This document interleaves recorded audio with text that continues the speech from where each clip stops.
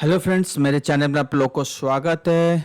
तो ये market discussion में आज हम लोग मैं डॉलर से शुरू करूँगा, क्योंकि यहाँ पे जो तेज़ी चल रहा था यहाँ पे इसको मैं डेली चार्ट में कन्वर्ट कर लेता हूँ। ये ठीक है, ये डेली चार्ट है और इचिमोकू को इनविजिबल कर लो तो ठीक है।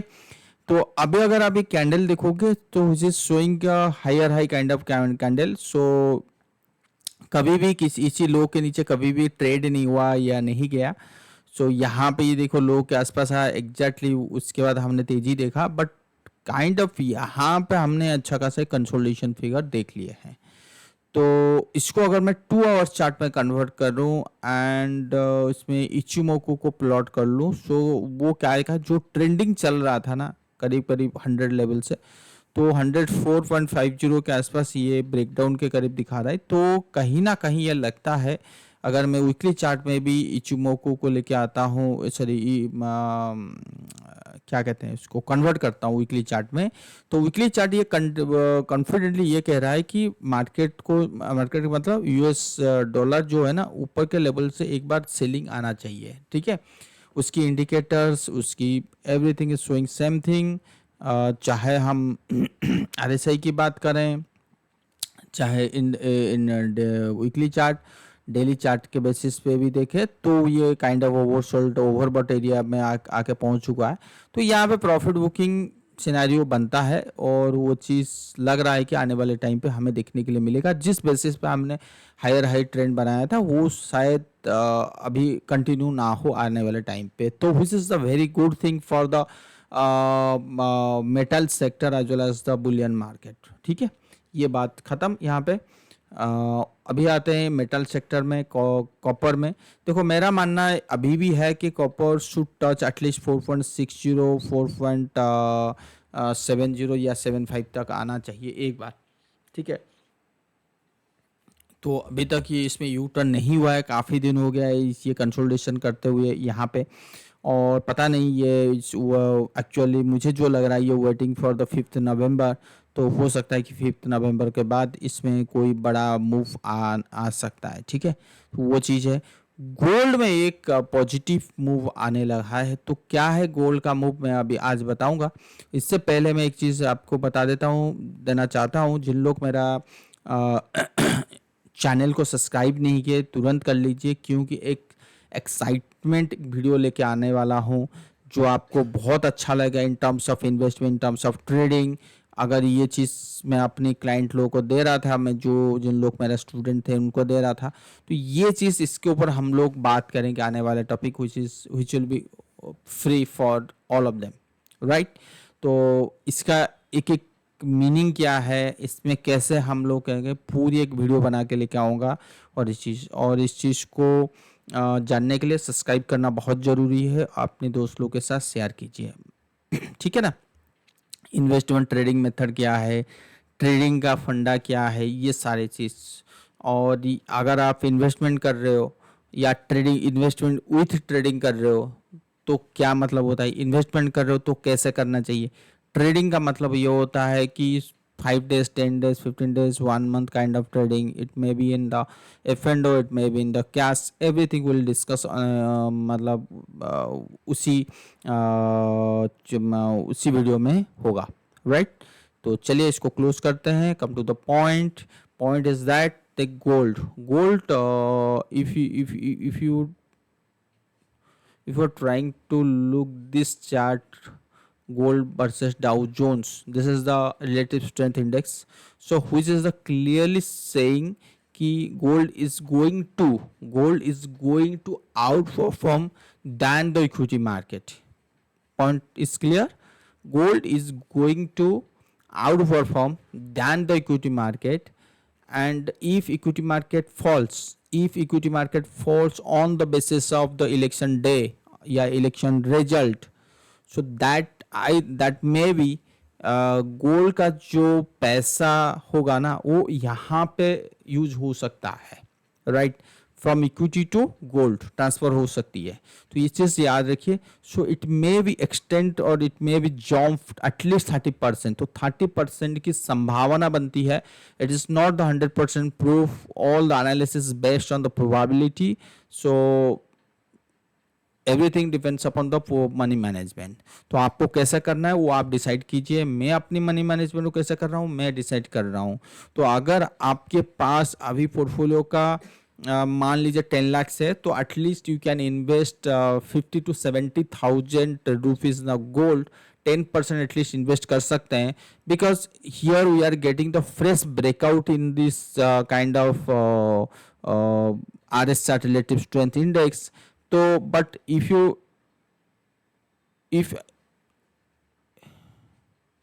okay, so if you try to look this chart, that is the simple gold, this is the international chart. So it is clearly saying that this kind of rally has been started from this level, 1800. सो 1800 जो breakout अब आया था उस दिन हम लोग, मैंने अब यहाँ से कंफर्म किया था कि 2100 से जो ब्रेकआउट आया था इज गोइंग टू टच 2650 और 2750, and now the price is trading एवं माई लेवल.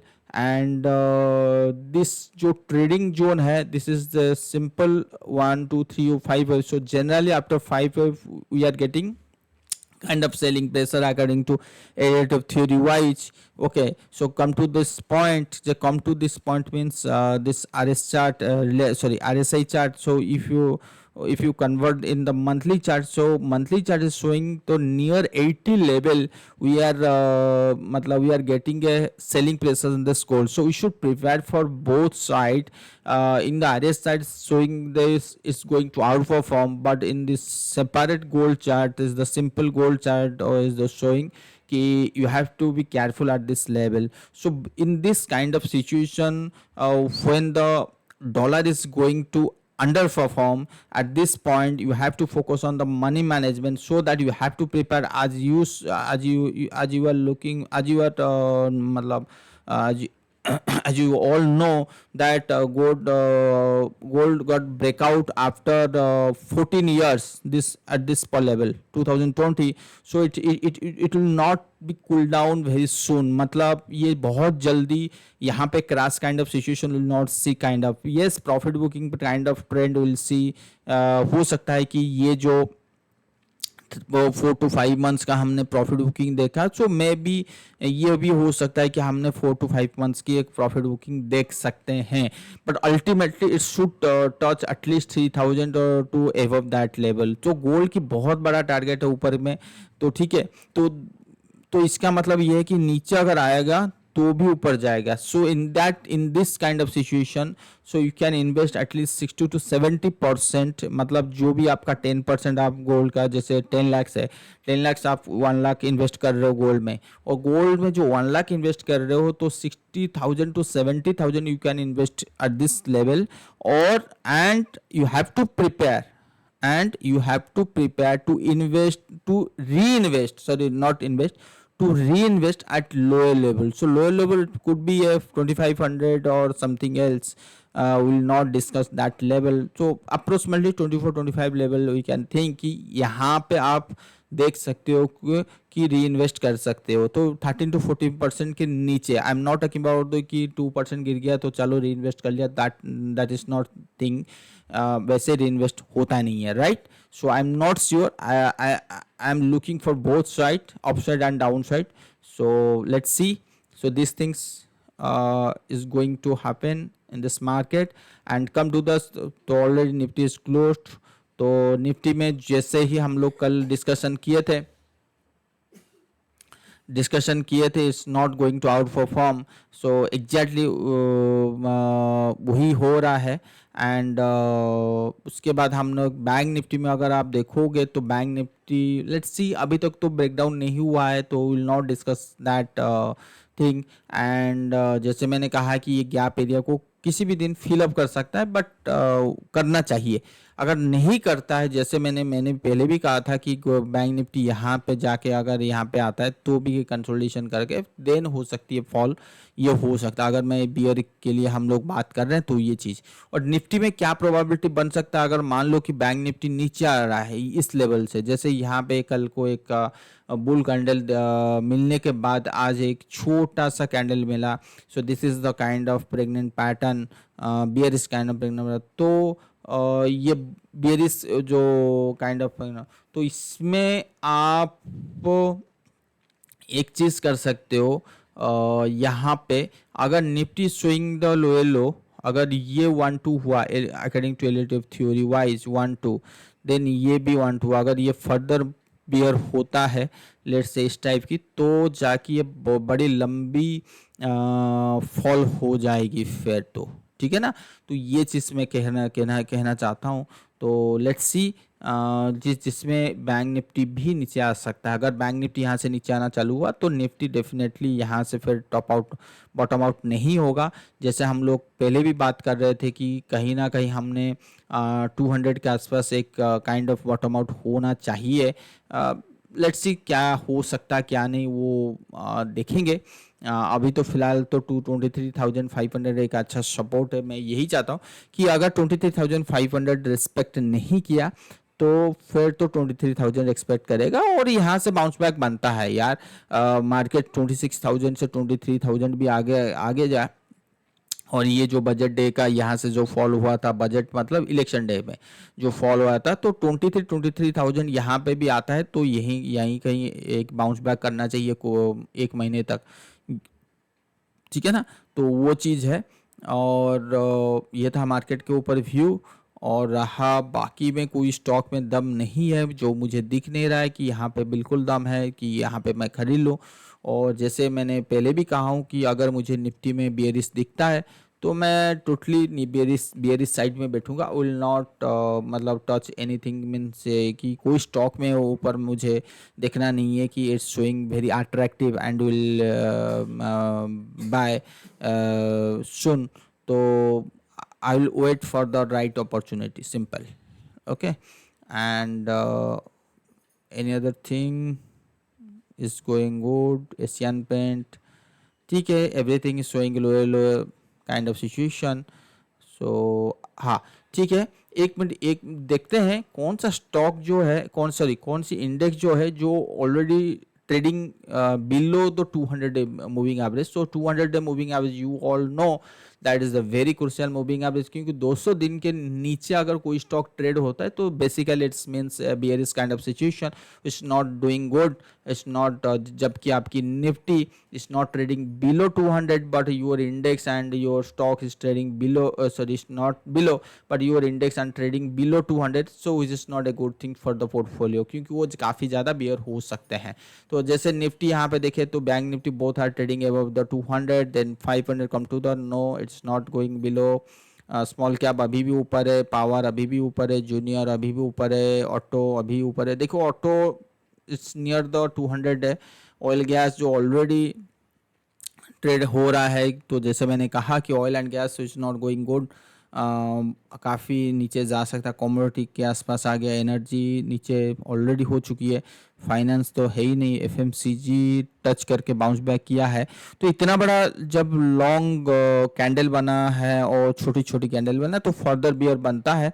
तो इसको अगर बड़ा कैंडल देखो तो बड़ा, सॉरी मतलब बड़ा चार्ट में अगर हम लोग कन्वर्ट करते हैं, इचुमो को कन्वर्ट करते हैं, तो कहीं ना कहीं लगता है कि यहाँ पे एक काइंड ऑफ सिचुएशन सपोर्ट हो सकती है, तो यहाँ से हम एक सपोर्ट मिल सकता है। ठीक है, तो ये डेली में तो बहुत सारे जो क्या कहते हैं इंडेक्स जो है वो ऑलरेडी 200 दिन के मूविंग एवरेज के नीचे चल रहे हैं। तो एक बार अगर निफ्टी 200 डे के नीचे चला जाता है तो काफ़ी बियर की बात होने लगेगा। अभी तो बहुत सारे ऐसे स्टॉक है जो अभी तक 200 दिन के ऊपर चल रहे हैं, ऑयल एंड गैस और आपकी